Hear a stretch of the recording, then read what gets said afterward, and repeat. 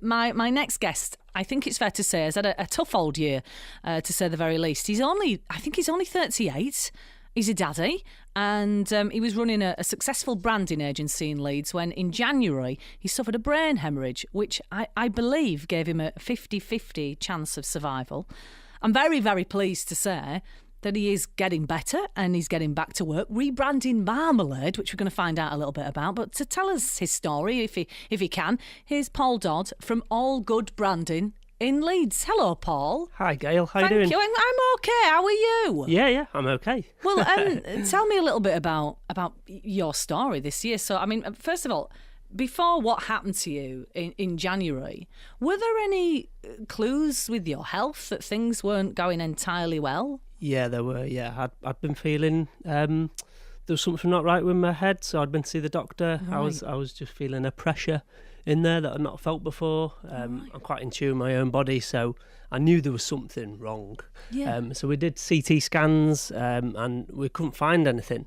And it's because when it actually happened, the hemorrhage, the aneurysm was only 1 millimetre in size, so a Wow. CT scan's not going to show up anything that small, really. Oh so, my but gosh. I started getting a bit confused, and I was a bit like spaced out. You know, when you got a bit of brain fog. And Yeah. I was. That was in the lead up to what happened on the 29th of January. So you had a brain hemorrhage. Is Yeah. that a bit like having a stroke? Yeah, it's a type of stroke. Yeah, Right, Yeah, okay. Yeah, it's an uncommon type of stroke. So I think 1 in 5 strokes are classed as it was a subarachnoid hemorrhage I had. That's what it's called. And what do you actually remember about it when it happened? Oh, Do you remember everything. anything? Yeah. Do you? Yeah. I always thought a brain hemorrhage, you think it's that collapse on the floor, which I could have had because I had a category 2 of a possible 5.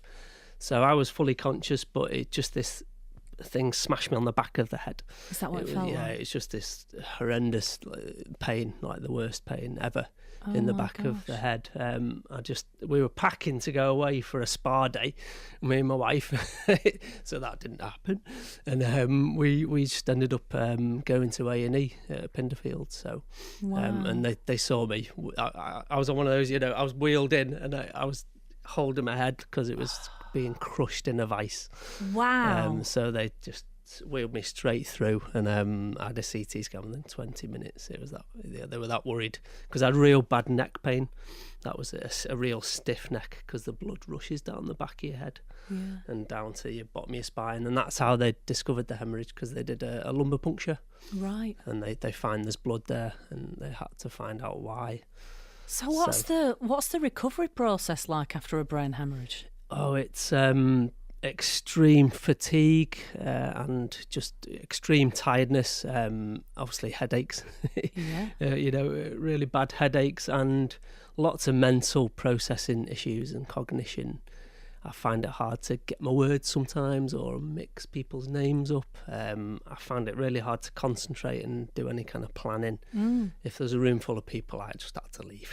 Really? But, luckily it could have been a lot worse. I went to LGI, the fantastic neuro specialist unit, and Dr. Patanka sort of saved my life, really, by inserting 2 stents into my brain, all from my groin.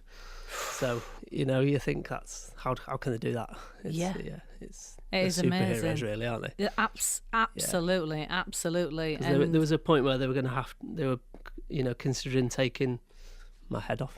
What, just like the top of it? Almost. Craniotomy, where they cut a big hole and take the skull off, and they have to operate, but it was too dangerous. So wow. That's why as soon as I left hospital, you wouldn't have known any difference, really. There was no shaved head, no staples in the head. It was just a huge bruise on my leg, really. God, that's amazing. Yeah. It's amazing. You think they've got to send 2 millimetre size things all the way up your body your from body your and groin. then traverse all your arteries in your brain. I've got like X-rays of my head at the time.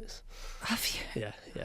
So this whole time, you had a business. It's called ALLGOOD Branding. It's called ALLGOOD. Yeah. We do branding and graphic design. And you've been sort of slowly getting back to work, have you? And then all of a sudden you got this opportunity out of nowhere. Well, tell me about that. Yeah. So I was off for about 3 months, and then Dean, who took over the running of the business for me, ever indebted to him. He just phoned up and said the BBC have got in touch, and they want us to rebrand Marmalade, which was totally random. Yeah. They said they found an article with the Grocer magazine that Marmalade sales have been declining over the years. It's seen as an older demographic food, really, not something young people buy.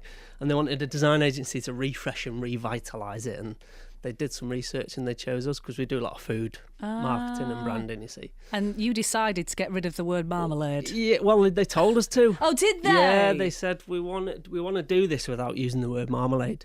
So our packaging was really simple, and it just said a zesty spread for much more than your bread, because part of the brief was to how can it be used in different ways, because it's only seen as a breakfast food, whereas things like Nutella are used, pancake day, and they sort of promote it as to be used at any time of the day, really. So what else should we be shoving marmalade in then? Oh, dollop some on your porridge, put it in your cakes. There's loads of different sort of applications we came up with. Yeah. And instantly, but the programme's called Rip Off Britain. So sort of Gloria Hunniford introduced us, and they did a test on the streets. So they had our packaging next to, old school marmalade, and all the young people loved it, but the older people didn't. Isn't that interesting? Yeah. Well, you can see why they did it, because that was the whole part of the brief. Wow. They were saying, I don't need to be told how to use marmalade. I don't like these words dollop. And so we were saying things like squidgy, squishy, spread. Yeah. So it was You're a too bit funky. Yeah. So Oh well, wow! So that's kind of helped you get to where you are now. Do you have to look after yourself a lot more now? Yeah, definitely. What do you have to do? The filming for the programme was my first day back, so Wow, it was crazy, really. But I had to go in for such an opportunity. Yeah. Now, not so much. In the early days, I had to sleep all the time, and I had to just not do too much. But now, sort of 5-6 months after, I'm getting more back to myself now. Oh well, good. I'm not as tired, and I still mix up my words and can't find my words. Yeah. But hopefully that'll come back in time. Well, you've been fabulous on the radio. Oh, thank you. So, and it's been really, really nice and really, really interesting to meet you as well. I'm sorry you've had such a rough year, but you seem to be getting there. Well, I've had fantastic support from obviously my lovely wife and my amazing son Kylan. Hi, Kylan. I know he's listening right now. So, yeah, I've had great support, and like I say, thank you to LGI if any of them are listening. Oh, well, thank you so much for coming in. It's been Thank you. really nice to meet you. This is Paul Dodd from ALLGOOD Branding, and I'm sure he's got a website if you want to find out what he does and what he's been doing with marmalade. Thank you. What is it? It's allgood.tv. Lovely. Well, thank you so much for coming in. Really, really nice to meet you. Thank you. Thank you, Paul.